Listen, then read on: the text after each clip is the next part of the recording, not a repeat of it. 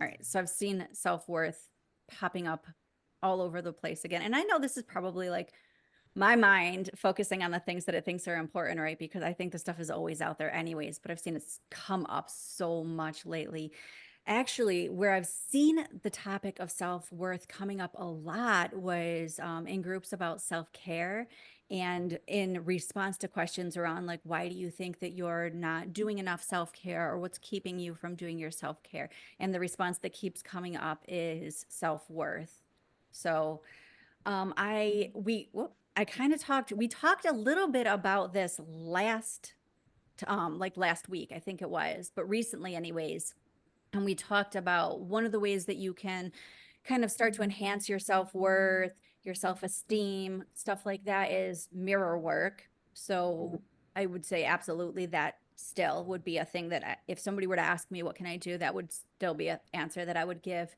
But I was thinking like, what else, right? Because mirror work, I think that it's a recipe. There's never just going to be the one thing that helps, whether it's building your confidence, building your self-esteem, your self-worth, whether it's anything in your life. I think it's going to require a recipe. Like you want to lose weight. Okay. You're not just going to eat less or just eat healthier or just exercise. You're going to need your whole recipe that works for you. So I think it's the same thing when we were talking about building self-worth is you need your recipe. So mirror work is a really beautiful ingredient to, kind of drop in the mix, but then also things like working on the inner critic is a thing that I've talked about a lot, and I'll drop some of the links for some of the other inner critic videos in the description because there's a lot of really good information in those. But the the inner critic, that's our own voice, right? And it can come usually from childhood, right?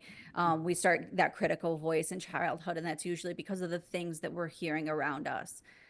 Um, Conditioning, right? Like, what are our parents saying, either to us or even about themselves, that we are um, to kind of putting on, like we're trying it on for ourselves, even though it wasn't necessarily intended for us, right? As kids, not even just parents, like any adult figure in our life. It could be teachers, it could be like our sports coaches, it could be our neighbors, anybody. And so we take these things on, and then as we get older, they grow with us. We don't grow out of them.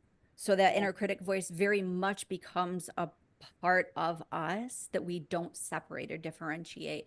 And that's why as we become aware at this stage of life, like watching this video right now, like, oh, hey, I have an inner critic. There's something I can do about it.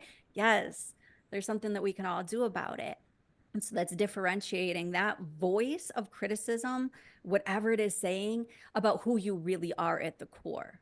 Because who you really are is not all those things that that critical voice is saying about you, but it will have you believing that it is, right? Because it's loud and it's harsh and it's always there until you start doing the work.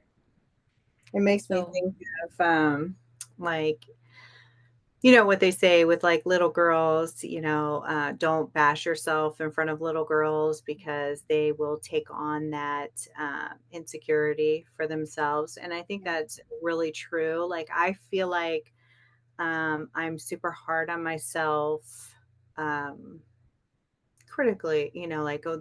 very critical on myself as far as physically, the way that I look or whatever, but I never verbalize this in front of my kids. Like, if anything, they probably think that I have an inflated sense of self-esteem. So, I will but take that any day of the week over being so self-critical, right? right. Especially Well, for our little because ones. yeah, because I've tried to teach my kids to not really care about what others think. Now, do I care about what other people think?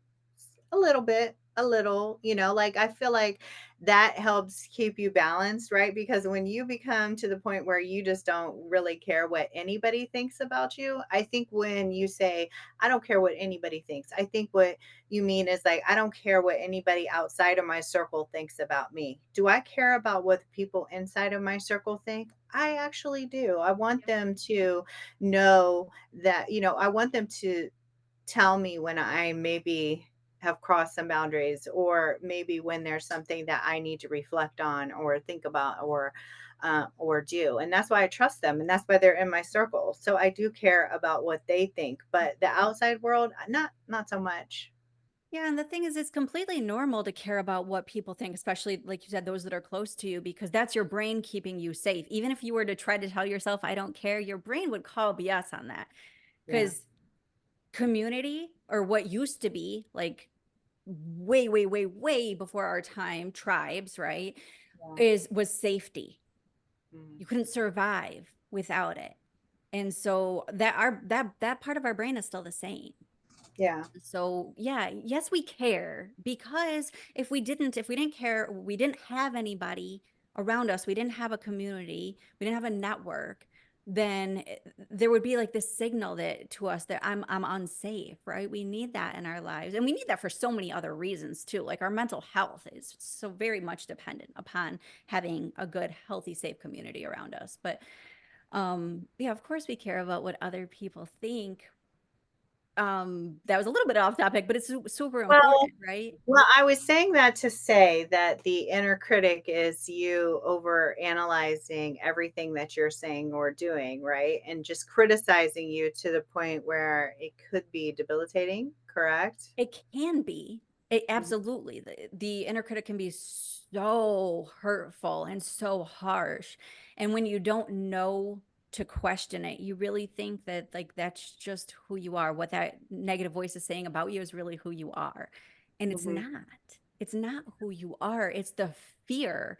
It's the fear of everything in the world around you and your brain trying to keep you safe. Even though mhm, that sounds weird, right? Why would my brain tell me something ugly to keep me safe? That's what's happening, because it mhm, keeps you where you are. It keeps you from changing, from making something different, because something different is unknown. We don't know what's going to happen in that space. So that's not safe. So we keep you here in this space, right? Thing yeah. is, it's hurtful. Like, it's hurtful mentally, it's It's hurtful detrimental. physically, it's hurtful on every level. So, anyways, that go back to doing the inner critic work is a part of the things that you can do to enhance self-worth and self-esteem and even your confidence. And I'm not going to spend too much more time here, because I said, like I said, we have other videos where I give you like step by step things that you can do. I have several different techniques that I have outlined in other videos, so I'll drop those in the description. But I wanted to move on to the other thing that I wanted to share, and that was journaling, which we've talked about 1,000 times. But you can journal from a million different perspectives. So in this case, journaling on self-worth, you would want to look at things like, first, at the surface, what do I think about myself? How am I feeling about myself? What do I think my value is and who I am? You'd want to journal about stuff like that. And then you'd want to start to dig into like, why? Yeah. Like, question it. Why do you feel that way? Is that valid? Where's that coming? The answer is going to be no, it's not valid. Right?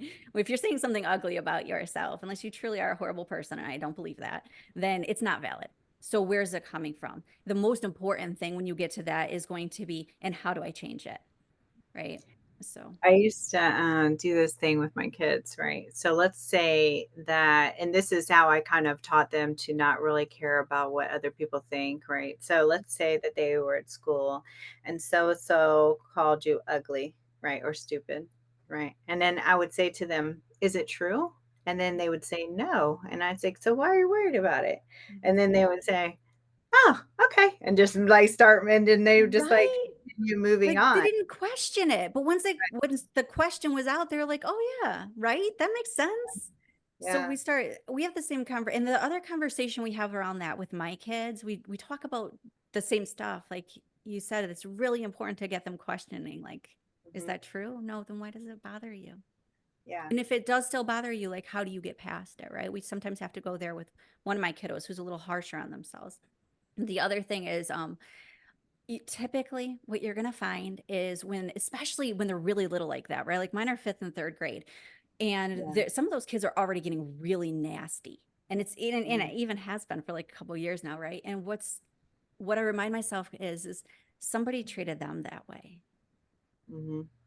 They Yeah. probably lashed out at you because somebody lashed out at them. Does it make it okay? No. Do you have to tolerate it? No. But it gives you some perspective. You understand they're probably hurting too. So maybe Right. instead of lashing back out at them, like trying to put them in their place, right?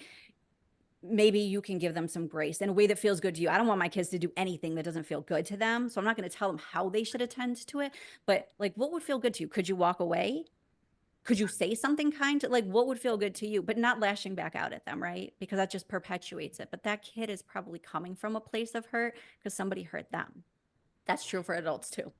I know, because I'm always like making excuses for people, and like my friends will tell me something about so and so, and I'm like, well, I mean, maybe they had this, or maybe this, or maybe that. I'm always trying to justify, and not to say that it's right, but just to Mm-mm. help them to, I guess, create a little bit of compassion and empathy for that person to, not, I guess, maybe to not perpetuate it and not make it Yeah. continue, like not to feed into it, right? Because if they're feeling, you know, in a negative place based on this person, and I bring up, well, maybe this or that, then it helps them to kind of take that step back and say, oh, well, maybe, and then they Yeah. start to look at it from a different perspective. Whereas Mhm. if they stay in that anger and I pump them up, right? I'm pumping them up, which sometimes I can, I like, mean, nobody's perfect. When somebody attacks my kids, I get angry. I'm not even going to pretend that I don't go like mama bear full to the fullest. I know a lot of us do, but but by giving him this, perspective, because I yeah, like, yeah, I'm more so talking about my friends, where I will pump them up, right? I'll pump myself up when it comes to my kids. I'm like, let's go, right? But when it comes to my friends, and I'm like, well, maybe this or that, and I'm trying to be, initially I might pump it up, but then I'll back up and say, well, what about this? Have you thought about yeah. this situation? And Hmm. and then I think that helps them to take a step back and think of it from a different perspective, Yeah. as an adult, and not really keep them in that moment where they're ready to fight over, Hmm. um, and them take it to the next level. I'm like, okay, let's Yeah. just back down and just let Yeah. it sit where it is, and establish your own boundaries and move away from it, and Yeah. do the best you can. It gives an opportunity to express compassion, to see what the result can be from compassion, right? I even do this in my own family. Like my daughter is on one lately. She's big, big, big, big emotions. And I can easily snap back at her Mhm. and have a big emotion in response to her big emotion, which is going to fuel both of our emotions from Right, that point right. on, It's the gonna get negative everybody emotions. in the Or I mood. can look and go, what is that baby going through right now? I Yeah, don't like the way she's acting. I'm not going to tolerate it, but I don't have to respond and like, right? I can go like, what does she need right now? Right. And then even if it's not your own family or friends, what that person might need is compassion, is kindness. And if you have it in you, give it. And if you don't, like whatever, walk away, right? yeah, But offering somebody compassion, it teaches that person that like it can look different, right? The person giving compassion, it teaches that it can look different. The response from who you're receiving that can look different when depending on what you offer them.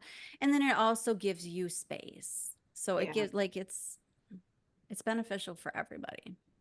Yeah, I think it's important. I definitely recommend they go check out those links that you have as well, Yeah. for other strategies rather than my, like, get up and go. Listen.